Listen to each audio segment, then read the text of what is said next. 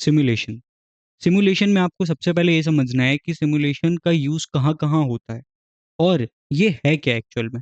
तो सिमुलेशन आपकी एक ऐसी प्रोसेस है जिसके थ्रू आप डिमांड एंड सप्लाई को मीट करने का ट्राई कर सकते हैं। आप डिमांड को फोरकास्ट कर सकते हैं एंड उसी के अकॉर्डिंग आप अपने सप्लाई को अरेंज कर सकते हैं।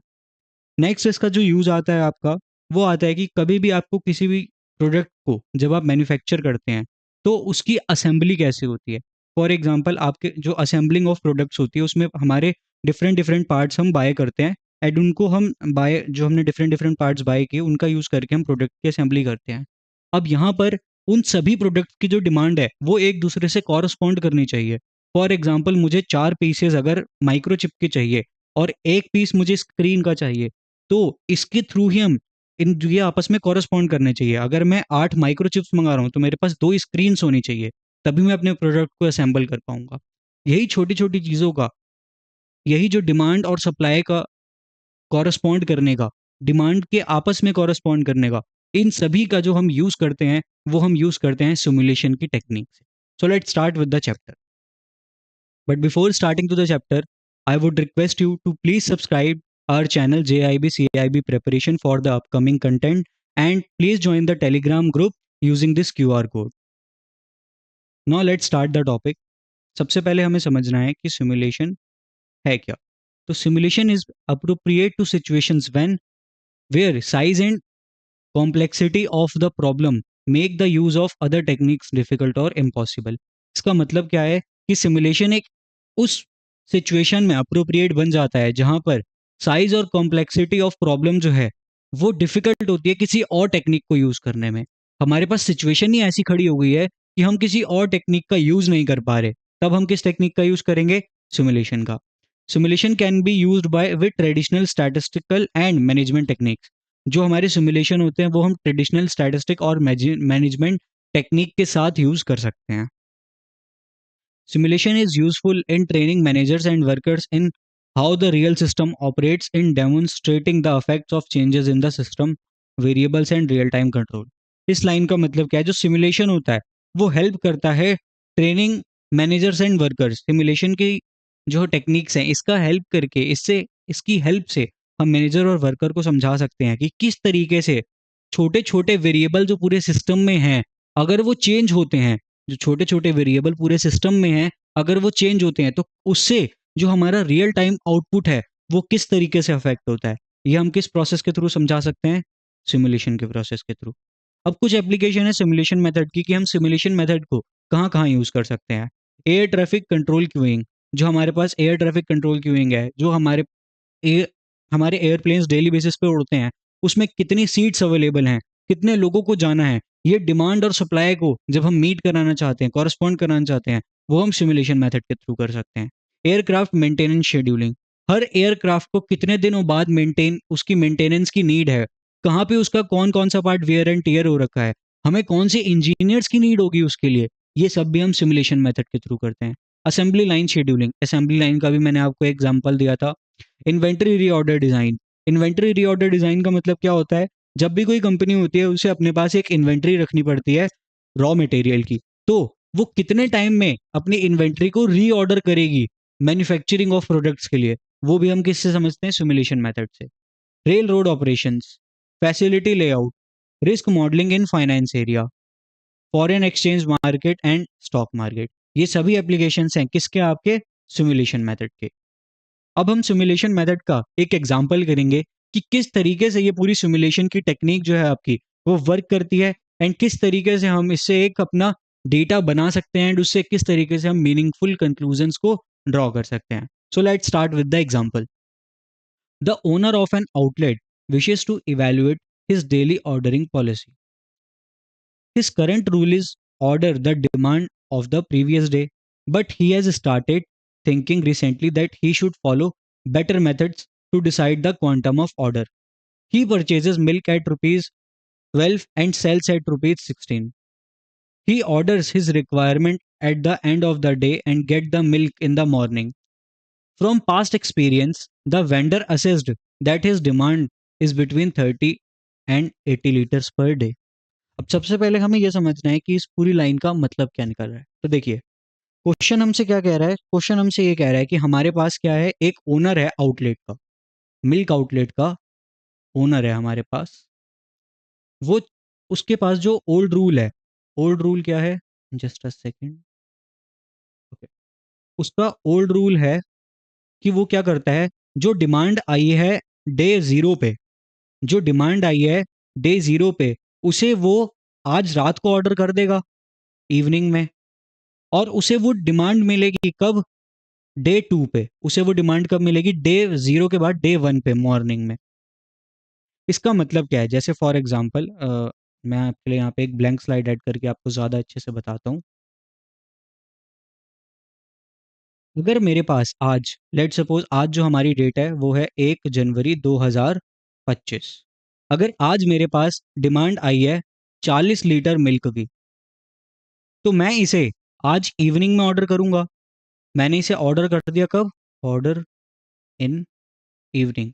मैंने अपने सप्लायर को बता दिया ये आज इवनिंग में कि मुझे कल 40 लीटर दूध चाहिए होगा। अब 2 जनवरी 2 जनवरी 2025 की सुबह सुबह ये जो मैंने ऑर्डर किया था, ये 40 लीटर मिल्क मुझे मिल रहा है। कब मिल रहा है, 2 जनवरी 2025। अब मान लेते हैं इसमें से 32 लीटर मिल्क जो है मेरा वो सेल हो गया, बाकी का जो 8 लीटर मिल्क बचा वो वेस्ट हो जाएगा। वेस्ट क्यों होगा, क्योंकि हम यहाँ पे एक अजम्पशन लेके चल रहे हैं कि milk is perishable in nature, milk is perishable in nature. अगर आपने मिल्क को 24 घंटे में कंज्यूम नहीं किया तो वो जो है खराब हो जाएगा, तो इसलिए जो 8 लीटर का दूध है वो हमारा वेस्ट हो जाएगा। यही यहाँ पर नीड बन रही है किस चीज की, हमारे सिमुलेशन मेथड की। हम चाहते हैं डिमांड और सप्लाई को इस तरीके से कॉरस्पॉन्ड करें कि हमारा प्रॉफिट ज्यादा से ज्यादा है। वही चीज हमें समझनी है इस एग्जाम्पल के थ्रू। आई होप आपको समझ में आया होगा कि जो लाइन है कि ऑर्डर आज कर रहा है, मिल्क कल मॉर्निंग में मिल रहा है, उसे आप अच्छे से समझ पाए होंगे कि 1 जनवरी 2025 की शाम को उसने अपने सप्लायर को बताया कि मुझे 40 लीटर दूध चाहिए। तो जो सप्लायर है वो दूध कब भेज रहा है, वो दूध भेज रहा है 2 जनवरी 2025 की सुबह। Now we shall continue the topic. मैं इसे यहाँ से इरेज कर देता हूँ।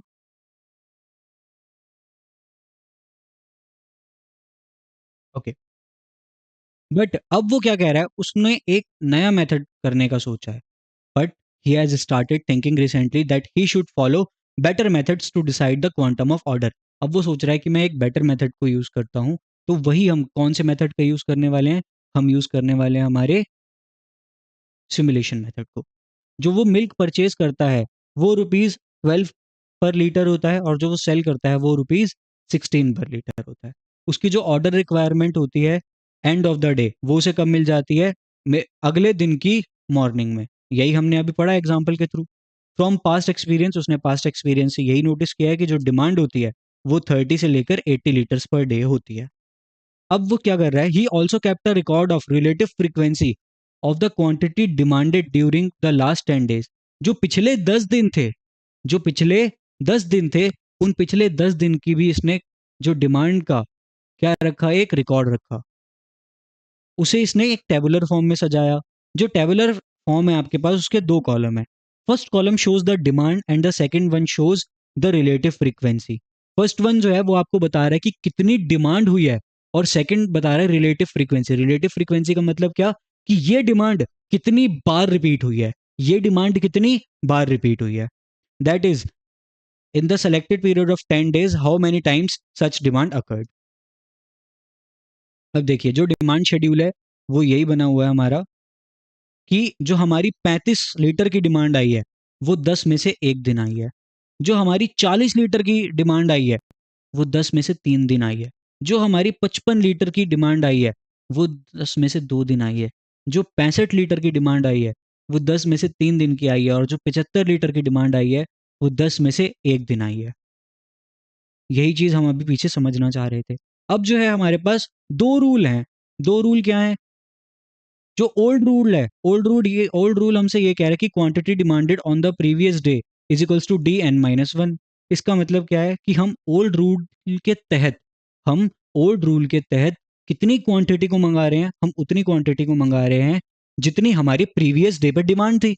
और जो हमारा न्यू रूल है, न्यू रूल हमसे कह रहा है कि जो ये 10 दिन का डेटा है ना हमारे पास, इन 10 दिन के डेटा का मीन, इन 10 दिन के डेटा का मीन जो निकल रहा है, हम उतनी हम सप्लाई मंगाएंगे, उतनी हम सप्लाई मंगाएंगे। इसको एक बार मैं आपको अच्छे से समझा देता हूँ।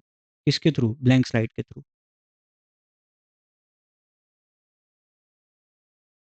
देखिए, जो हमारे ये है हमारे पास ओल्ड रूल, ये है हमारे पास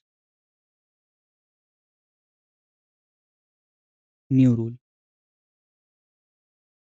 ओल्ड रूल हमसे ये कह रहा है कि जो प्रीवियस डे पे डिमांड होगी,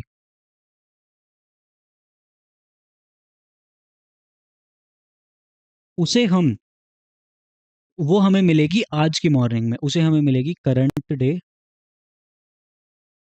मॉर्निंग। वो हमें करंट डे मॉर्निंग पे मिल जाएगी। और न्यू रूल ये कह रहा है कि ये जो हमने 10 डेज का डेटा मिला ना, इसकी average, average of 10 days data, ये हमें करंट डे की मॉर्निंग पे हमारे पास मिलेगा। करंट डे मॉर्निंग, ये हमें करंट डे की मॉर्निंग पे मिल जाएगा इतना मिल्क। आई होप आपको अब अच्छे से समझ आया होगा। और अब इसका मीन कैसे निकलेगा? देखिए, मीन निकालने के लिए आप क्या करेंगे? 35 कितनी बार आ रहा है? 1 टाइम्स आ रहा है, तो 35 × 1। 45 कितनी बार आ रहा है आपका? 3 टाइम्स, तो मैं +45 × 3 +55 × 2। 65 3 टाइम्स आ रहा है, 65 × 3। 75 कितनी टाइम्स आ रहा है? 1 टाइम, 75 × 1 होल डिवाइडेड बाय 10, क्योंकि टोटल डेज तो हमारे पास 10 है। तो अब आप इसे अगर सॉल्व करेंगे तो आपके पास जो मीन आएगा वो आ जाएगा 55, और वही आपका मीन यहाँ पे लिखा हुआ है। Now let us compare these orders in terms of profit. हमें तो प्रॉफिट को मैक्सिमाइज करना है ना, तो प्रॉफिट हम कैसे निकालेंगे? Quantity sold multiply by P minus quantity ordered multiply by C. यहाँ पर पी है आपका सेलिंग प्राइस और सी है आपका कॉस्ट प्राइस। अब हम इसी का यूज करके क्या निकालेंगे? हमारा डेटा निकालेंगे। बट उससे पहले हमें यहाँ पे क्या समझना होगा? अपने एक रैंडम नंबर इंटरवल को पहले अरेंज करना होगा। हमें क्या करना होगा? पहले एक रैंडम नंबर टेबल को अरेंज करना होगा। अब सबसे पहले हमें ये समझना है कि ये रैंडम नंबर टेबल क्या होती है। तो देखिए, सबसे पहले आप देखिए हमारे पास जो हमारे 10 डेज का डेटा है, उसमें डिमांड पर डे कितनी कितनी थी, उसकी रिलेटिव फ्रीक्वेंसी कितनी है,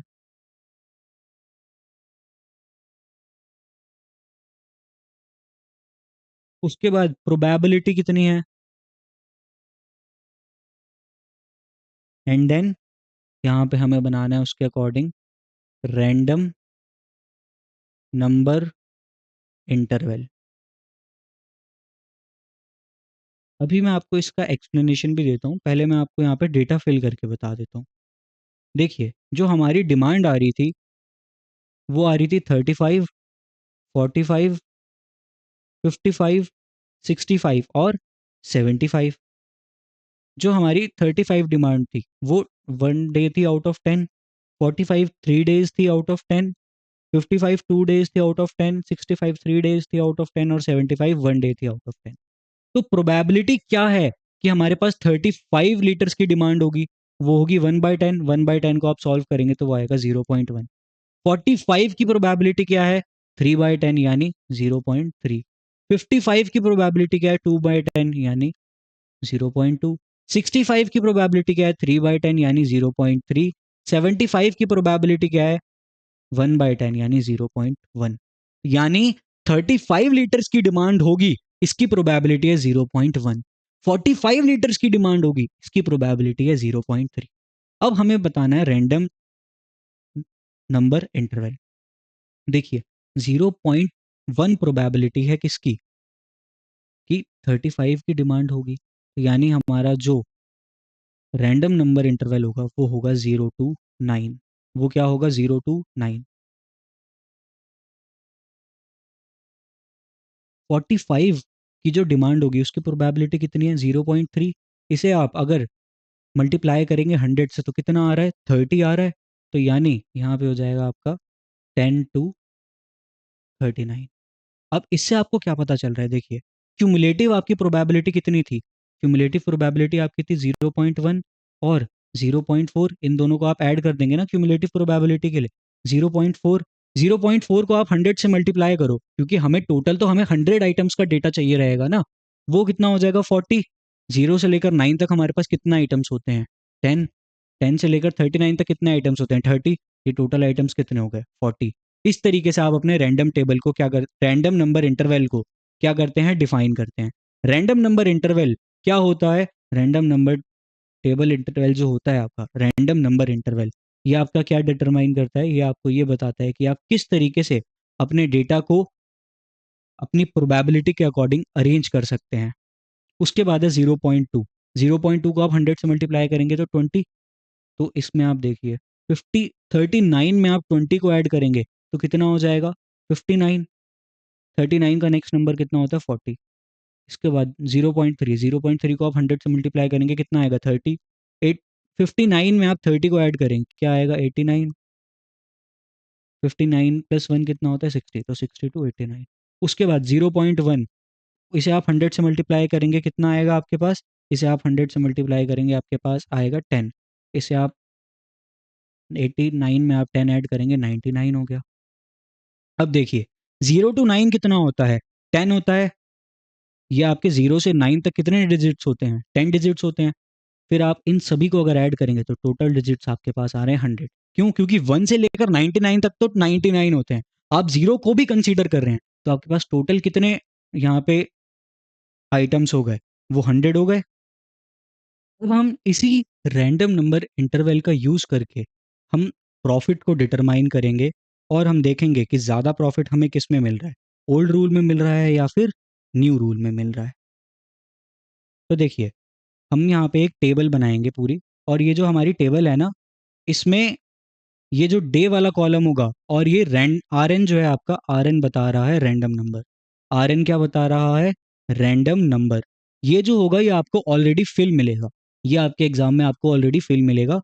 आपको ये सभी कॉलम्स का यूज करना होगा। तो देखिए जो हमारी ये जो डी है, मैं आपको इन सबको पहले बता देता हूँ कि ये डी क्या है, क्यू वन क्या है। तो just give me a second, मैं आपको प्रीवियस स्लाइड पे बता देता हूँ। ये नेक्स्ट स्लाइड में बता देते हैं, जस्ट अ सेकेंड। ओके, तो देखिए ये जो हमारा सबसे पहले क्या आ रहा है, सबसे पहले आ रहा है हमारा डी। तो डी है हमारा डिमांड। डी क्या है, डिमांड। उसके बाद क्यू वन क्या है, क्यू वन है आपका क्वांटिटी ऑर्डर्ड। क्यू वन है आपका quantity ordered on the basis of previous day demand.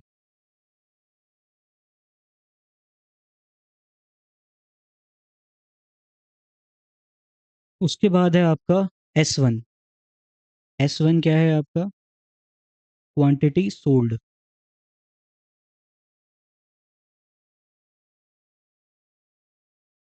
In old method. उसके बाद है आपका P R one. P R one ही है शायद, यस पी आर वन। तो P R one,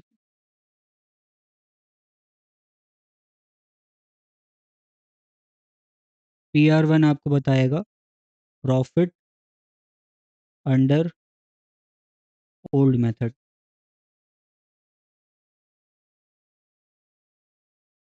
Q two है आपका quantity ordered under new method. S two है आपका quantity sold under new method. और पी आर टू है आपका प्रॉफिट अंडर न्यू मेथड। इन सभी जो आपकी एब्रीविएशंस हैं, इसका हम यूज़ करके क्या निकालेंगे, प्रॉफिट को कैलकुलेट करेंगे। तो देखिए, ये जो आपके पास डेटा ऑलरेडी गिवन है ना, ये आपको हमेशा एग्जाम में भी क्वेश्चन अगर आता है तो ये डेटा आपको हमेशा मिलेगा। रैंडम नंबर मिलेगा, डे मिलेगा, और जो डिमांड है 0th डे की वो आपको मिलेगी। तो देखिए, अगर आपके पास जो डिमांड आई है, आपके पास क्या है, अगर डिमांड आई है 55 की 0 दिन पे, तो आप कितनी क्वांटिटी को ऑर्डर करेंगे उस दिन? उस दिन आप 55 को ही ऑर्डर कर देंगे। उस दिन आप 55 को ऑर्डर कर देंगे। अब अगर मैंने 55 को 55 लीटर्स की डिमांड को ऑर्डर कर दिया है, तो वो मुझे नेक्स्ट डे की मॉर्निंग पे मिलेगी, यानी मुझे वो फर्स्ट डे की मॉर्निंग पे मिलेगी वो डिमांड। वो कितना आएगा मेरा? 55। ठीक है। अब डिमांड, यहाँ पे हम डिमांड को किस तरीके से निकालेंगे? यहाँ पे हम डिमांड को निकालेंगे रैंडम नंबर का यूज करके। तो देखिए, जो हमारा 6 है, 6 कहाँ पे आ रहा है? 6 हमारा रैंडम नंबर इंटरवल में जो है, वो हमारा 6 के कौन सी डिमांड के आगे आ रहा है? 35 के आगे आ रहा है, यानी जो आज की डिमांड होगी वो होगी 35। अब जो हमारी आज की डिमांड है, वो हम आज शाम को ऑर्डर करेंगे। जो हमारी आज की डिमांड है, वो हम आज शाम को ऑर्डर करेंगे, और वो हमें कल मॉर्निंग में मिलेगी, यानी हमें मॉर्निंग में मिलेगी कल 35। और उस दिन की हमारी कितनी, रैंडम नंबर कितना है हमारा? 39। वो किसके अंडर आता है? रैंडम नंबर 39 किसके अंडर आता है? वो आ रहा है आपका 45 के अंडर। तो यानी आपका डिमांड उस दिन का कितना हो जाएगा? 45। अब सेम प्रोसेस है, देखिए, जो डिमांड आपकी यहाँ आ रही है, वो यहाँ पे आपकी क्वांटिटी ऑर्डर्ड बन जाएगी। जो यहाँ पे आएगी वो यहाँ आ जाएगी, जो यहाँ आएगी वो यहीं आ जाएगी। अब इसको आप सिंपली अपने एंड से कर सकते हैं। तो देखिए, अब 89 है अगर रैंडम नंबर, तो 89 कहाँ पे आ रहा है? 89 आपका आ रहा है 65 के अंडर। तो आप यहाँ पे लिखेंगे डिमांड कितनी है? 65। वही आप ऑर्डर कर देंगे नेक्स्ट दिन। अगर आपका रैंडम नंबर कितना है? 61। तो रैंडम नंबर 61 कहाँ पे आ रहा है? वो अगेन 65 में आ रहा है। तो आपकी जो डिमांड हो जाएगी इस दिन की, वो कितनी हो जाएगी? 65। उसके बाद देखिए, आपका रैंडम नंबर है कितना? 99। 99 आपका कहाँ पे, कौन सा रैंडम नंबर इंटरवल पे आ रहा है? वो आ रहा है 75 की डिमांड पे। तो यहाँ पे आप लिखेंगे 75। अगेन इसे आप नेक्स्ट नेक्स्ट करके क्वांटिटी डिमांड कर देंगे। जो 55 0 डे पे था वो यहाँ 1 पे आ गया, जो यहाँ पे 35 1 पे था वो Q1 बन गया आपका डे 2 का। वो क्यों बन रहा है? क्योंकि जो आज की डिमांड होगी हमारी, वो हम आज शाम को ऑर्डर करेंगे, और वो हमें मिलेगी कब? नेक्स्ट डे की मॉर्निंग पे। यही चीज़ का हम यूज़ कर रहे हैं। अब देखिए, अगर 95 है आपका रैंडम नंबर इंटरवल, तो वो 95 आपका कहाँ लाया कर रहा है? 90 से 99 के बीच। तो आपकी डिमांड हो जाएगी 75। अब 75 आज की डिमांड है, तो हम 75 को ही कल ऑर्डर मिलेगा हमें। अब उसके बाद हमारा रैंडम नंबर इंटरवल है 55।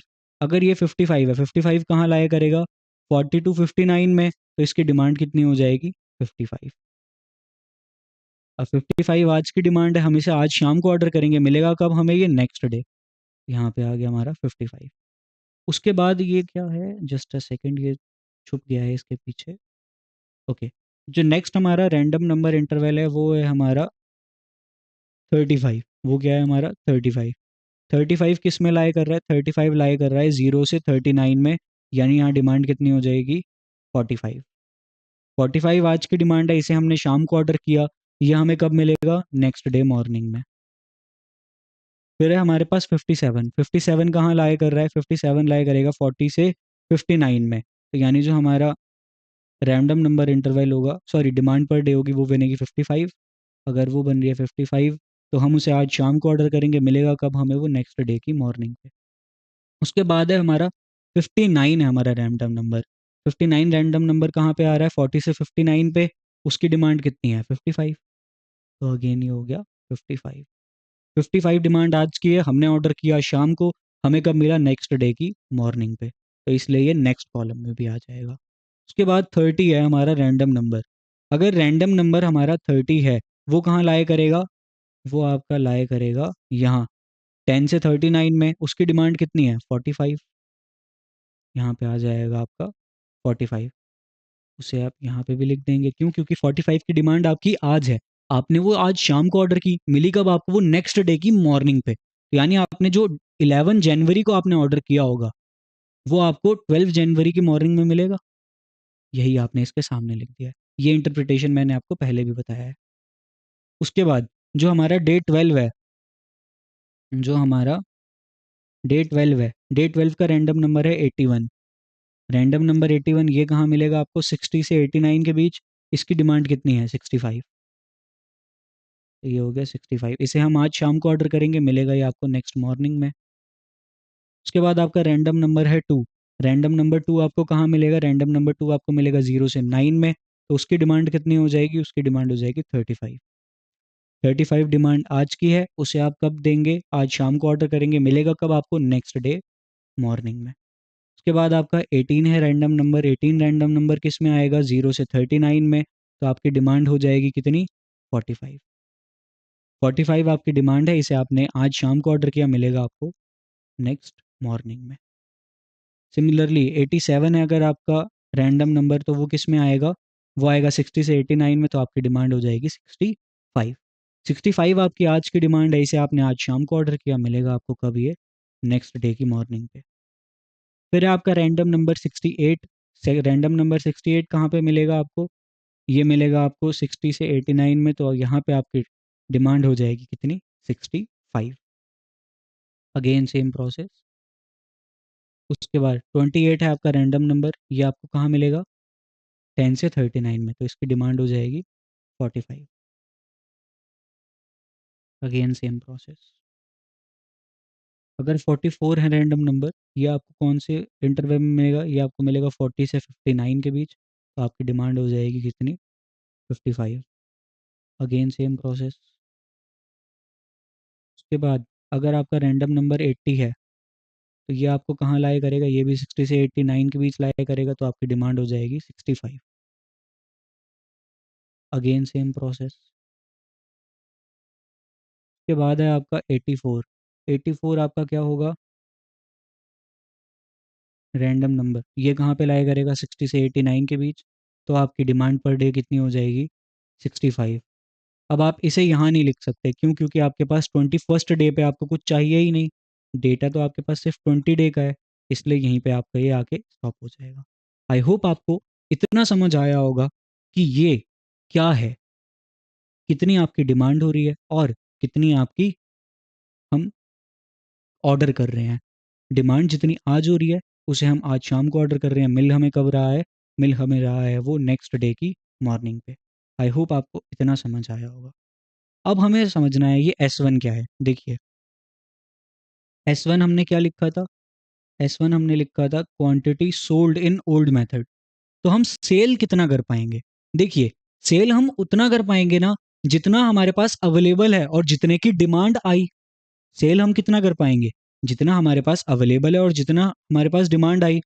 तो वो सेल S1 क्या होगा हमारा? Lower of D and Q1। S1 क्या होगा हमारा? Lower of D1 and Q1। इसका मैं एग्जांपल देता हूं आपको। मान लीजिए मेरे पास 10 लीटर्स का मिल्क है आज। मेरे पास 10 लीटर्स का मिल्क आज है, और मेरे पास मांग जो कस्टमर आया वो मुझसे कह रहा है मुझे 12 लीटर्स मिल्क दे दो। तो क्या मैं मिल्क जो है वो 12 लीटर सेल कर पाऊंगा? नहीं कर पाऊंगा, क्योंकि मेरे पास अवेलेबल ही 10 है। क्योंकि मेरे पास अवेलेबल ही 10 है। और मान लीजिए जो कस्टमर आया वो मुझसे कह रहा है 8 लीटर सेल कर दो। तो क्या मैं 10 सेल कर पाऊंगा? नहीं, क्योंकि डिमांड ही कितने की है? 8 की है। तो इसलिए आपका S1 क्या होगा? S1 आपका होगा lower of D and Q1। तो देखिए, 35 एंड 55 में से कम क्या है?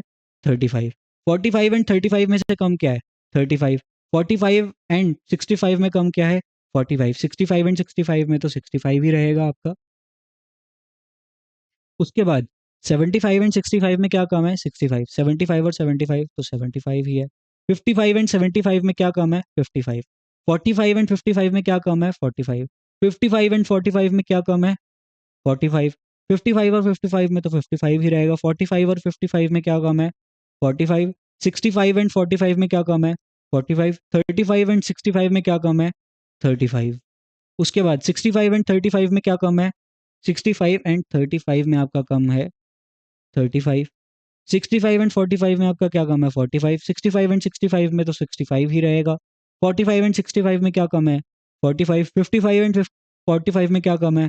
45। 65 में क्या कम है? 55। 65 में क्या रहेगा? 65 ही रहेगा। अब आप क्या निकालेंगे? PR1। मैं एक काम करता हूँ, ये जो S1 है एंड PR1 है, इसे पीछे ही इसको डिफाइन कर देता हूँ नेक्स्ट पेज पे, जहाँ पे हमने ये सब कुछ लिख रखा है। Just give me a second please. देखिए, क्वांटिटी सोल्ड हम कितनी कर सकते हैं? क्वांटिटी सोल्ड हम कर सकते हैं लोअर ऑफ डी और Q1, जितने की डिमांड है या जितने हमारे पास क्वांटिटी हमारे पास अवेलेबल है, उसमें से जो कम है हम उतना ही तो सेल कर पाएंगे। उसके बाद PR1 यानी profit under old method. Profit under old method हम कैसे निकाल सकते हैं? जितने की हमने सेल्स करी, जितने की हमने क्या करी? सेल करी। तो सेल हम कितनी कर रहे हैं? S1 कर रहे हैं।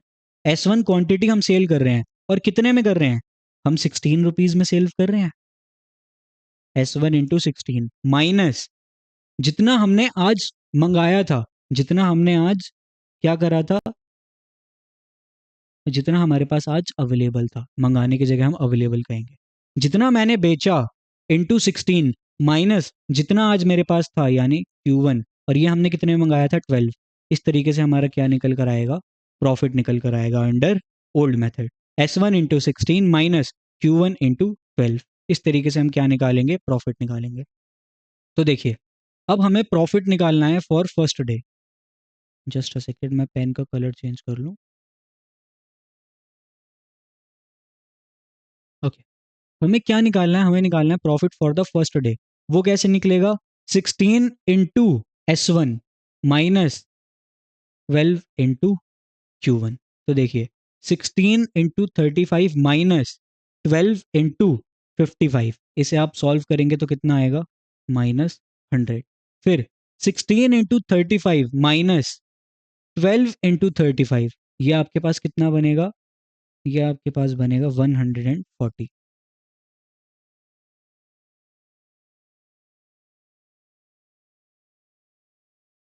उसके बाद 45 multiply by 16 minus 45 multiply by 12, ये कितना बनेगा आपके पास? ये बनेगा 180।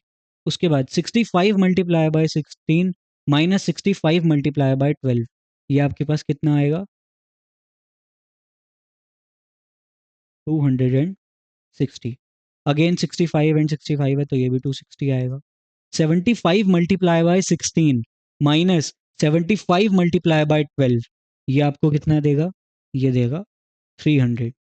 उसके बाद 55 multiply by 16 minus 75 multiply by 4, ये आपको कितना देगा? माइनस का 20। 45 multiply by 16 minus 55 multiply by 12, ये आपको कितना देगा? 60। 45 multiply by 16 minus 45 multiply by 12, ये आपको कितना देगा? 180। उसके बाद आप नेक्स्ट पे जाएंगे तो ये आपका क्या आएगा? 55 multiply by 16 minus 55 multiply by 12, ये आपको देगा 220। 45 multiply by 16 minus 55 multiply by 12, ये आपको देगा 60। 45 multiply by 16 minus 45 multiply by 12, 180। 35 multiply by 16 minus 65 multiply by 12, minus का 220। 35 multiply by 16 minus 35 multiply by 12, ये देगा आपको 140। 45 multiply by 16 minus 45 multiply by 12, ये आपको देगा 180। 65 multiply by 16 minus 65 multiply by 12, ये देगा आपको 260। उसके बाद है आपका 45 multiply by 16 minus 65 multiply by 12, ये आपको देगा -60। 45 multiply by 16 minus 45 multiply by 12, ये आपको देगा 180। 55 multiply by 16 minus 55 multiply by 12, ये आपको देगा 220। 65 multiply by 16 minus 65 multiply by 12, ये देगा आपको कितना? 260। अब आपको क्या करना है? इस पूरे प्रॉफिट को ऐड करना है। ये जो आपके सारे प्रॉफिट आए हैं ना पर डे के, इन सबको ऐड करना है। तो वो कैसे आएगा, 260 plus 220 plus 180 minus 60 plus 260 plus 180 plus 140 minus 220 plus 160 minus plus 60 plus 220 plus 60 plus 60 minus 20 plus 300 plus 300 sorry plus 260 plus 260 plus 180 plus 140 minus 100। तो इसका जो टोटल बनेगा आपके पास वो बनेगा 2680। और एवरेज किस तरीके से निकलेगी, जो हमारे पास एवरेज निकलेगी वो आएगी 2680 डिवाइडेड बाय 20। तो हमारे पास एवरेज प्रॉफिट कितना निकल कर आ गया, 134। ये हमारा एवरेज प्रॉफिट है पर डे का। इसे हम हाईलाइट करके अपने पास रख लेते हैं।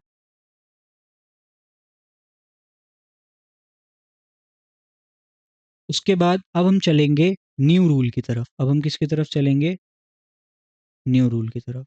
तो देखिए क्या है हमारे पास, Q2। Q2 का मतलब क्या है, just a second, okay. Q2 का मतलब क्या है, ये हमने नेक्स्ट पेज पे डिफाइन किया था। Quantity ordered under new method. New method में हम क्या कह रहे थे कि हम हर दिन कितनी कितनी क्वांटिटी ऑर्डर करेंगे, मीन जितनी, कितनी क्वांटिटी ऑर्डर करेंगे मीन जितनी, और मीन कितना निकल कर आया था 55। तो हम हर दिन कितनी ऑर्डर कर रहे हैं 55।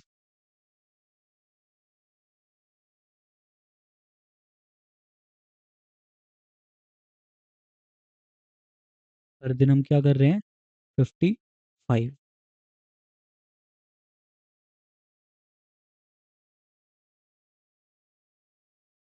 उसके बाद S2।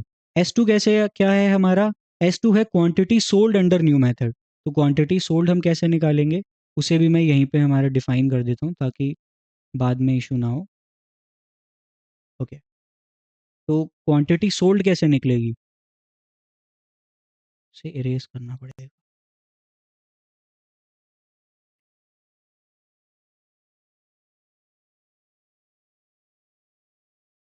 ओके, तो आपकी क्वांटिटी सोल्ड कैसे निकलेगी इस मेथड में, लोअर ऑफ डी और Q2, जितनी आपके पास अवेलेबल है और जितनी आपने क्या है डिमांड है, वही आप उसमें से लोअर को ही तो सेल कर पाएंगे। तो ये आपका क्या बन जाएगा, ये बन जाएगा आपका S2। तो अब हम S2 को कैलकुलेट करते हैं।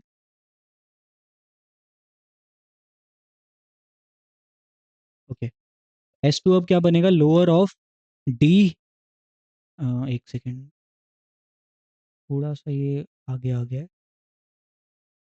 ओके, तो हमारा S2 क्या बनेगा, lower of D and Q2। तो लोअर ऑफ 35 एंड 55 वो कितना होता है 35, 45 और 55, 45, 65 और 55 इन दोनों में से कम क्या है 55।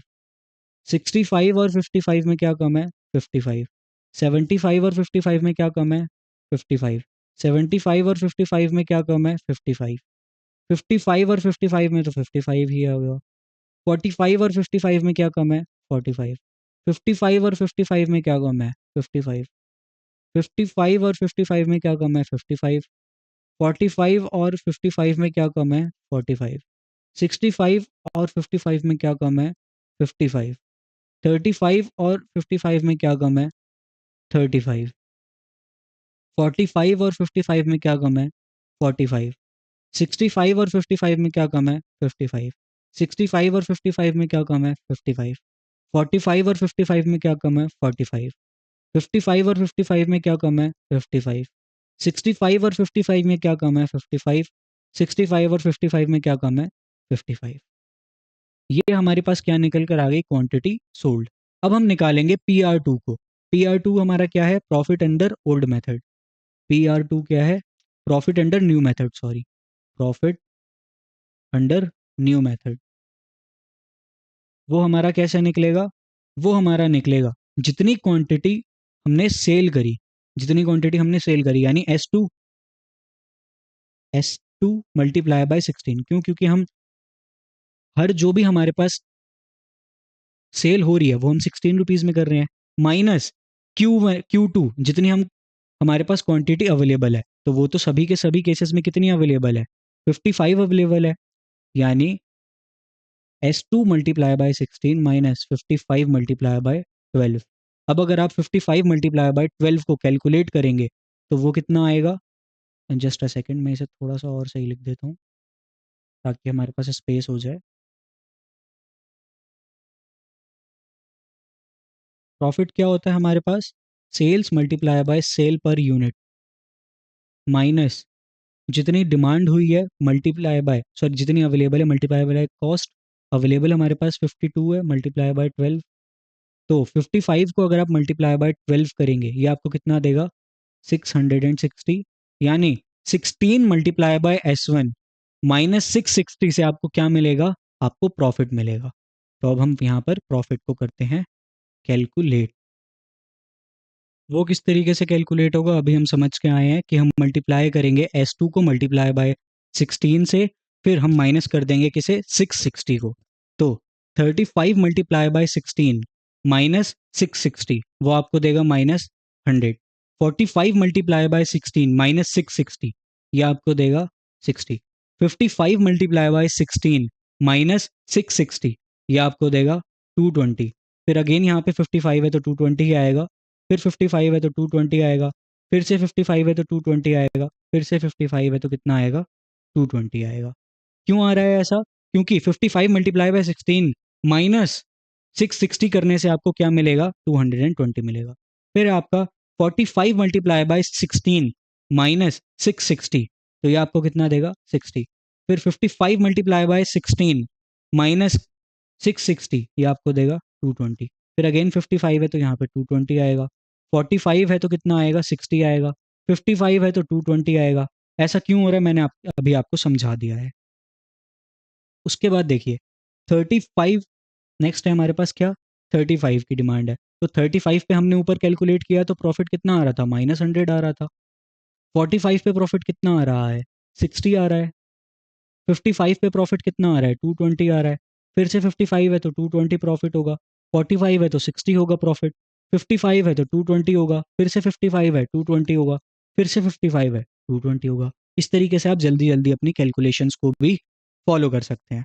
अब आप इस पूरे प्रॉफिट का अगर समेशन करेंगे तो वो आप क्या करेंगे, 220 plus 220 plus 220 plus 60 plus 220 plus 220 plus 60 minus 100 plus 220 plus 60 plus 220 plus 220 plus 60 plus 220 plus 220 plus 220 plus 220 plus 220 plus 60 minus 100। तो इस पूरे का समेशन आपको कितना मिलेगा, 2960।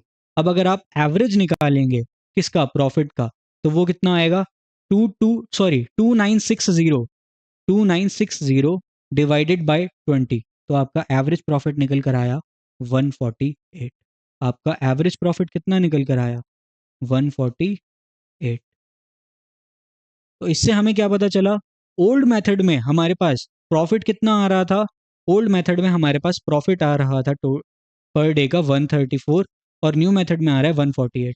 तो हमें कौन सा मेथड फॉलो करना चाहिए, हमें न्यू मेथड फॉलो करना चाहिए। न्यू मेथड हमसे क्या कह रहा है कि हम हमेशा, हम डेली बेसिस पे कितने क्वांटिटी ऑर्डर करेंगे, हम क्वांटिटी ऑर्डर करेंगे 55।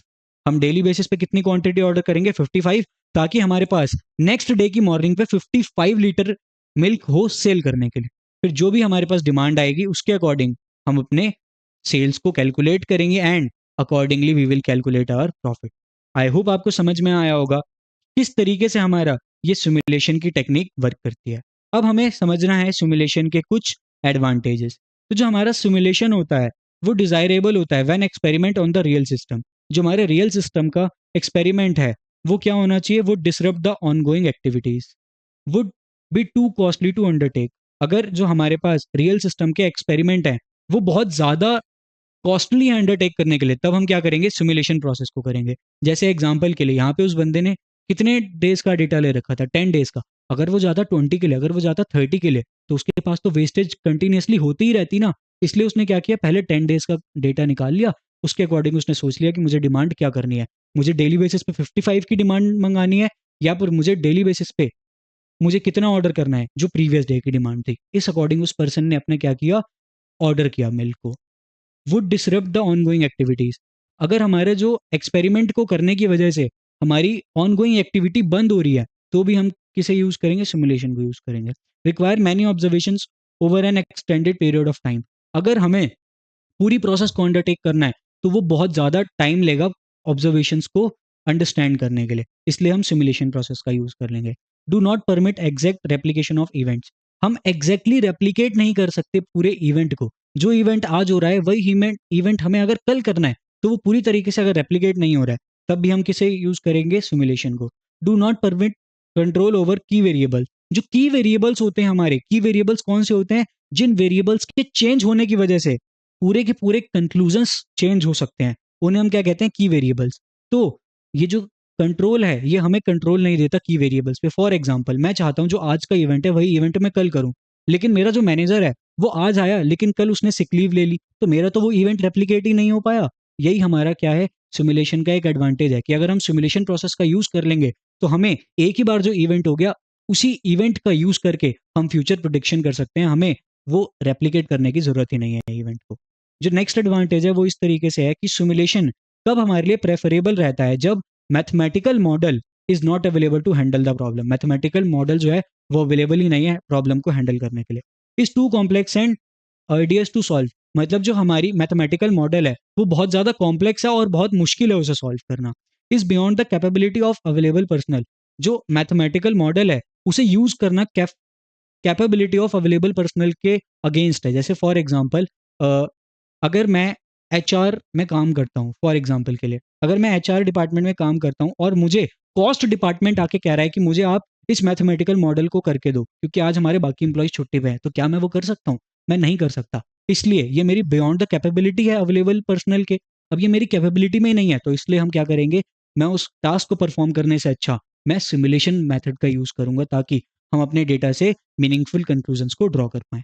Is not robust enough to provide information all the factors of interest. जो हमारा मैथमेटिकल मॉडल है वो सारी की सारी इंफॉर्मेशन प्रोवाइड नहीं कर पा रहा सभी फैक्टर्स ऑफ इंटरेस्ट पे। ये कुछ एडवांटेजेस हैं किसके, हमारे सिमुलेशन मेथड के, कि कब आप सिमुलेशन मेथड को प्रेफर करेंगे over the all the over the complete enumeration. Complete enumeration क्या होता है, जब आप सभी की सभी ऑब्जर्वेशन की स्टडी करते हैं। आई होप आपको ये समझ में आया होगा। If yes, then now we will move on to the some disadvantages of simulation. जो डिसएडवांटेजेस हैं उसमें सबसे पहला काम है टाइम कंज्यूमिंग। अभी हमने जैसे एग्जांपल करके ही देखा, एक ही एग्जांपल करने में हमें इतना सारा टाइम लग गया सिमुलेशन करने में। यहाँ पे तो जबकि हमें रैंडम नंबर गिवन था, रियल लाइफ में तो आपको रैंडम नंबर भी एस्टिमेट करना होगा, उसका एक अलग प्रोसेस होता है। तो अगर आपके पास रियल लाइफ में, तो ये और भी लेंथी प्रोसेस हो गया। जितना ज्यादा टाइम लगेगा उतना लेट आप कंक्लूजन्स को ड्रॉ कर पाएंगे और उतना ही ज्यादा आपकी कॉस्ट लगेगी। Requires computer experience and expertise on the part of the user. ये जो सारा काम होता है ये अभी तो हम मैनुअली कर रहे हैं, बट रियल लाइफ में ये सभी के लिए हमारे पास एक्सेल होती है, हमारे पास डिफरेंट डिफरेंट टाइप के सॉफ्टवेयर होते हैं जिसमें हम अपना डेटा डालते हैं एंड रैंडम नंबर को हम कैलकुलेट करके उसमें डालते हैं। उसके बाद वो सारा डेटा हमें खुद दे देता है, बट उसके लिए हमें कुछ स्पेसिफिक फॉर्मूलाज चाहिए होते हैं एक्सेल के, डिफरेंट डिफरेंट सॉफ्टवेयर्स के।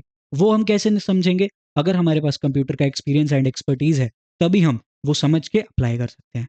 नेक्स्ट है impossibility of quantifying and difficulty of casting complex problem in format may cause difficulties, but simulations can be made to run under any type of assumption and these flaws can be overlooked. इसका मतलब क्या है कि कभी कभी हम quantify नहीं कर सकते, या हम हमें परेशानी हो रही होती है डिफरेंट कॉम्प्लेक्स प्रॉब्लम को हमें समझने में और उसे डिफाइन करने में। इस केस में जो हम फॉर्मेट अपना लगाते हैं ना, जैसे यहाँ पे हमने एक फॉर्मेट लगाया था अपना, एक सिंपल सा फॉर्मेट यूज करके हमने पूरे सिमुलेशन प्रॉब्लम को सॉल्व कर दिया। बट कई बार क्या होता है, जो प्रॉब्लम होती है रियल लाइफ में वो बहुत ज्यादा कॉम्प्लेक्स होती है, वो इस फॉर्मेट के तहत हम सॉल्व ही नहीं कर सकते। उस केस में क्या होता है, हमें बहुत सारी अजम्पशंस लेनी पड़ती हैं सिमुलेशंस को रन करने के लिए, अदरवाइज वो हमें रिजल्ट नहीं देगी। अब अगर हम बहुत सारी अजम्पशंस को ले रहे हैं, अगर हम बहुत सारी अजम्पशंस को ले रहे हैं, जैसे पहली अजम्पशन यहाँ पे क्या थी कि हमारा मिल्क जो है पेरिशेबल इन नेचर है, अगर ये अजम्पशंस रॉन्ग हुई तो तब तो हम जो कंक्लूजन्स को ड्रॉ कर रहे हैं वही गलत आ जाएगा, तो ये हमारा एक डिसएडवांटेज हो गया।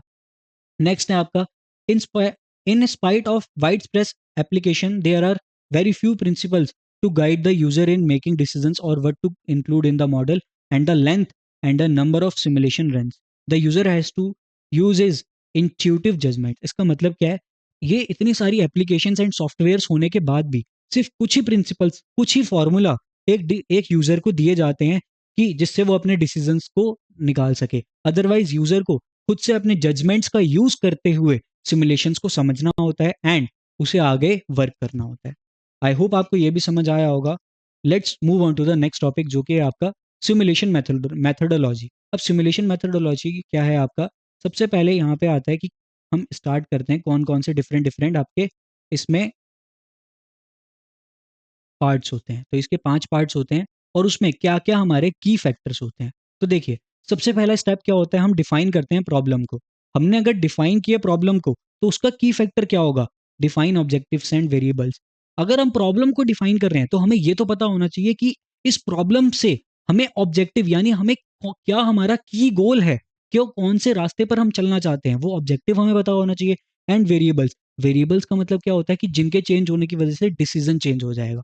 अगर हम प्रॉब्लम को डिफाइन कर रहे हैं और अगर हम वेरिएबल को नहीं बता रहे तो उससे तो एक इश्यू हमारे सामने आ जाएगा कि हमें यही नहीं पता चलेगा कि ये जो डिसीजन है, ये डिसीजन कंप्लीटली किसके ऊपर बेस करता है। नेक्स्ट है आपका कंस्ट्रक्ट द सिमुलेशन मॉडल। अब हमें सिमुलेशन मॉडल को कंस्ट्रक्ट करना होगा, जैसे हमने हमारे केस में किया था, प्रॉफिट को निकालने की हमने इक्वेशन फॉर्म की थी। Specifications of variable, parameters, decision rules, probability distribution, ये सारे क्या हैं, हमारे की फैक्टर्स हैं। इसका मतलब क्या है, हमने यहाँ पर जैसे हमें ये पता था सेलिंग प्राइस कितना है, कॉस्ट प्राइस कितना है, हमने उसे डिफाइन किया था, वो आपके क्या है, की फैक्टर्स हैं। Specify values of parameters and variables run in the simulation. Parameters क्या होते हैं, पैरामीटर्स होते हैं आपके एस्टिमेट ऑफ पॉपुलेशन। जो आपके एस्टिमेट ऑफ पॉपुलेशन हैं उसको आप यूज करें। उसका यूज करने का मतलब क्या, हमने जैसे ये निकाला था कि हम सेल्स कितनी कर पा रहे हैं। सेल्स हम कैसे कर रहे थे, सेल हम कर रहे थे लोअर ऑफ डिमांड और Q1, यही था हमारा। तो इससे हमने क्या किया, जो पूरे पॉपुलेशन का एस्टिमेट है उससे हम क्या निकाल पा रहे हैं, एक प्रॉपर वेरिएबल रन कर पा रहे हैं। एक हमने प्रॉपर वेरिएबल निकाला, वो वेरिएबल क्या था हमारा, S1, कि हम कितनी क्वांटिटी सोल्ड कर सकते हैं। ये आपका determine starting conditions and run the length का मतलब क्या है, जो हम जिस स्टार्टिंग कंडीशन से हम लगे थे। सबसे पहली कंडीशन क्या थी कि हम ऑर्डर कर रहे हैं, सबसे पहली कंडीशन तो यही थी, हम मिल्क को ऑर्डर कर रहे हैं। वही हमारा क्या होगा, की फैक्टर होगा in case of third part. Next है आपका इवेल्युएट रिजल्ट्स। जो अब आपका सिमुलेशन प्रॉब्लम रन करने के बाद आपके पास रिजल्ट्स आए, हमारे पास 2 एवरेज आए थे, उसे हमने इवेल्युएट करना है। वो हम कैसे करेंगे, डिटरमाइन स्टैटिस्टिकल टेस्ट से। हम स्टैटिस्टिकल टेस्ट ही तो लगाया, हमने क्या करा, उसका एवरेज निकाल दिया। एवरेज क्या होता है आपका, एक स्टैटिस्टिकल टेस्ट ही तो होता है। एवरेज निकालना क्या है, आपका की फैक्टर है for the fourth part. Fifth जो आपका स्टेप है उसमें क्या है, प्रपोज न्यू एक्सपेरिमेंट। अब आपको क्या करना है, अब आपको ये बताना है कि हमारी ओल्ड मेथड नया था या न्यू मेथड नया था। तो हमने निकाला कि न्यू मेथड में एवरेज ज़्यादा है, तो उसके अकॉर्डिंग जो हमारा न्यू एक्सपेरिमेंट था वो ज़्यादा यूजफुल था।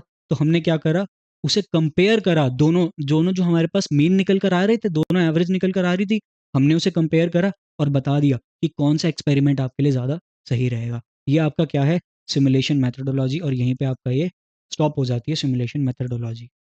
सबसे पहला क्वेश्चन हमारे सामने आ रहा है, what is the main objective of simulation in the context of banking.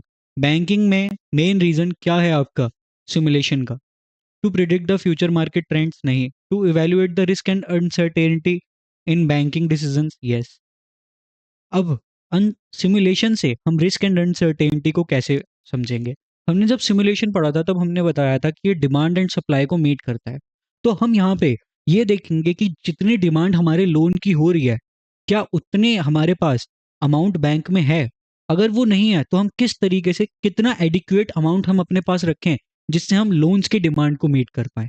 इस तरीके से आप रिस्क और अनसर्टेनिटी इन बैंकिंग को इवेलुएट करते हैं using simulation method. Let's move on to the next question. Next question आपसे क्या कह रहा है, which of the following is not a typical application of simulation in banking. तो बैंकिंग में कौन सा एक मेथड नहीं है जो आप यूज करते हैं application, predicting loan defaults yes, pricing of financial products yes, optimizing ATM cash flow yes, calculating the bank's total revenue नहीं। इसके लिए तो यही है आपका करेक्ट आंसर, सॉरी, जो ऊपर वाले हैं ये सब आप यूज करते हैं, इसको आप यूज नहीं करते, तो यही है आपका करेक्ट आंसर। क्यों, क्योंकि जो बैंक का टोटल रेवेन्यू होगा उसे तो आप किस तरीके से निकालेंगे, अकाउंटेंसी का यूज करके, वहां पे आपको सिमुलेशन थोड़ी चाहिए। इसलिए आपका option number D is your correct answer.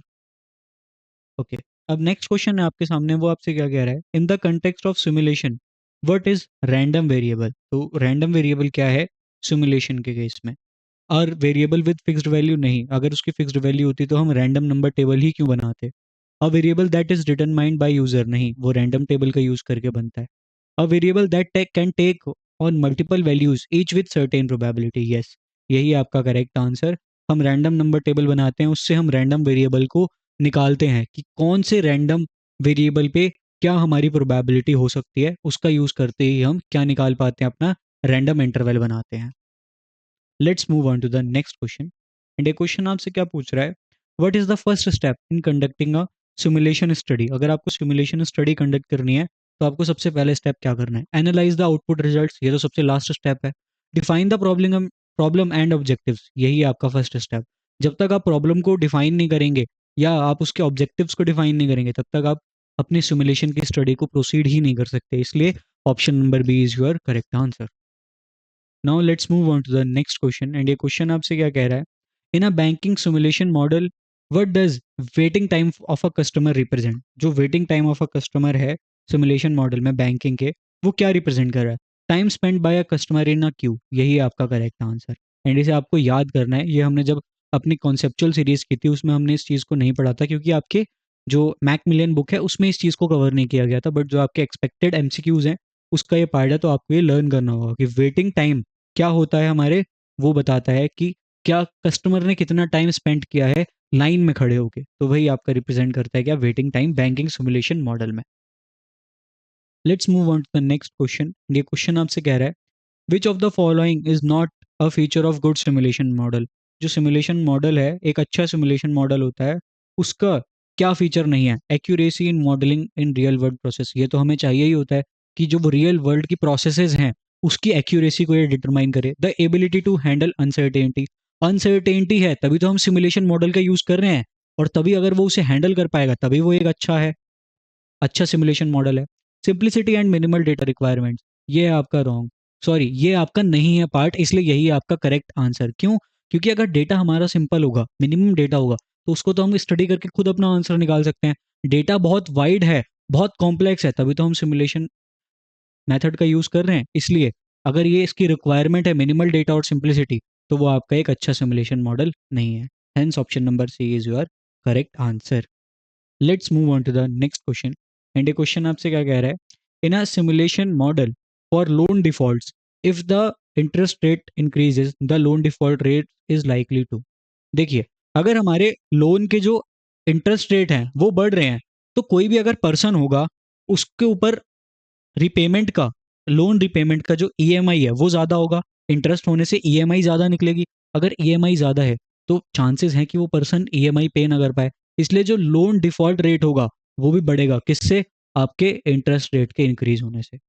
Let's move on to the next question, ये क्वेश्चन आपसे क्या कह रहा है, a bank is modelling its ATM service using a Poisson process, if customers arrive at a rate of 5 per hour what is the probability that no customer will arrive in next hour। तो यहाँ पे हम Poisson distribution का use कर रहे हैं। Poisson distribution में क्या होता है, P X is equals to zero, क्यों, क्योंकि हमें जीरो कस्टमर चाहिए अगले आवर में। वो कैसे निकलता है, e raise to power minus lambda multiply by lambda raise to power x divided by x का फैक्टोरियल। अब देखिए, e raise to power minus lambda, lambda क्या होता है आपका मीन, तो ये है आपका मीन। 5 आपके कस्टमर्स आ रहे हैं arrive at a rate of 5 per hour, यानी एक आवर में 5 आते हैं, ये एक एवरेज है, यानी e raise to power -5 into lambda raise to power x. Lambda क्या है आपका 5, एक्स क्या है आपका 0, तो 5 raise to power 0 divided by 0 factorial. 0 factorial की वैल्यू क्या होती है 1, किसी की भी पावर में 0 लग जाए उसकी वैल्यू क्या होती है 1, तो आपका फाइनल आंसर क्या बनेगा, ई रेज टू पावर -5, ये आ जाएगा आपका ई रेज टू पावर -5, नहीं है आपका आंसर। आपके क्वेश्चन में जब एग्जाम में आएगा तो आपको ई रेज टू पावर -5 की वैल्यू गिवन होगी, जिसको निकाल के आप फाइनल आंसर को टाइप कर पाएंगे। Let's move on to the next question, and ये क्वेश्चन आपसे कह रहा है, which of the following statements about simulation models is correct. जो आपके फॉर्मुलेशन, जो आपके फॉलोइंग स्टेटमेंट्स हैं उनमें से सिमुलेशन मॉडल के बारे में कौन सा स्टेटमेंट करेक्ट है। Simulation model always produce exact results, नहीं, एग्जैक्ट रिजल्ट्स को तो ये प्रिडिक्ट ही नहीं कर सकता। क्यों? क्योंकि ये एक कंप्यूटराइज्ड मॉडल है और रियल लाइफ मॉडल अलग होते हैं। कंप्यूटराइज्ड मॉडल के अकॉर्डिंग मेरी डिमांड 20 निकल सकती है, बट रियल वर्ल्ड में वो 24 भी हो सकती है और 16 भी हो सकती है। तो ये एग्जैक्ट रिजल्ट तो कभी प्रोड्यूस कर ही नहीं सकता। Simulation models are only useful for short term forecasting, नहीं, ये तो लॉन्ग टर्म फोरकास्टिंग के लिए भी हम यूज करते हैं। सिमुलेशन इज डिटर्मिनिस्टिक प्रोसेस, नहीं, ये आपके डिटर्मिनिस्टिक प्रोसेस नहीं है। यहाँ पे आपको कुछ डिटरमाइन नहीं करना होता, यहाँ पे सिर्फ आपको डेटा वैलिडेट करना होता है। तो ये आपकी वैलिडेशन प्रोसेस है। Simulation models can help in decision making under uncertainty, यही आपका करेक्ट आंसर। सिमुलेशन मॉडल हम अनसर्टेनिटी में यूज करते हैं, जिसके थ्रू हम अपने डिसीजंस को ले पाते हैं, एंड उसी के थ्रू हम अपनी सप्लाई चेन को यूज करते हैं ताकि हम डिमांड को मीट कर पाएं। Let's move on to the next question, and ये क्वेश्चन आपसे क्या कह रहा है? What is the main advantage of using simulation over traditional analytics method in banking? Banking में हम सिमुलेशन मॉडल को यूज कर रहे हैं, ऐसा क्यों कर रहे हैं? इट प्रोवाइड्स एग्जैक्ट सॉल्यूशन, ये तो कभी करता ही नहीं है। It can handle complex and uncertain system, यही आपका करेक्ट आंसर। आपके कॉम्प्लेक्स डेटा होता है, आपका ऐसा डेटा जिसमें आपको यही नहीं पता कि सर्टेनिटी नहीं है कि आगे क्या होगा, क्या आगे क्या नहीं। ऐसे केस में हम किसे यूज करते हैं? सिमुलेशन मॉडल को यूज करते हैं। Hence option number B is your correct answer. Let's move on to the next question. अगला क्वेश्चन आपसे कह रहा है, एक बैंक है वो एनालाइज कर रहा है कि उसके कितने डिफॉल्ट होते हैं। तो जो प्रोबेबिलिटी है वो बाइनोमियल डिस्ट्रीब्यूशन को यूज करते हैं, जहां पे n है आपका 100 और p है 0.05। तो मीन क्या होगा नंबर ऑफ डिफॉल्ट का? तो हमने बाइनोमियल डिस्ट्रीब्यूशन में पढ़ा है मीन कैसे निकलता है। मीन निकलता है n इंटू पी से। n है आपका 100, p है आपका 0.05, तो आपका मीन कितना निकल कर आएगा? 5। हेंस 5 जो है आपका करेक्ट आंसर है, एंड आपको ये मैनुअली टाइप करना पड़ेगा आपके जो सिस्टम है उस पे। एंड इसी क्वेश्चन के साथ आपका जो आज का ये सेशन है वो यहीं पे एंड होता है। अब हमने जितने भी आपके एमसीक्यू सीरीज थी वो सभी कंप्लीट कर लिए, सभी यूनिट्स के एमसीक्यू सीरीज हम कंप्लीट कर चुके हैं। अगर आपको ये पूरे एमसीक्यू सीरीज में मजा आया होगा, आपको ये समझ आए होंगे एमसीक्यूज, तो please hit the like button, subscribe to our channel JIB CIB Prep for all the upcoming content related to these examinations, and please drop your valuable comment so that we can improve and provide the content more effectively. Thank you so much everyone for attending this session.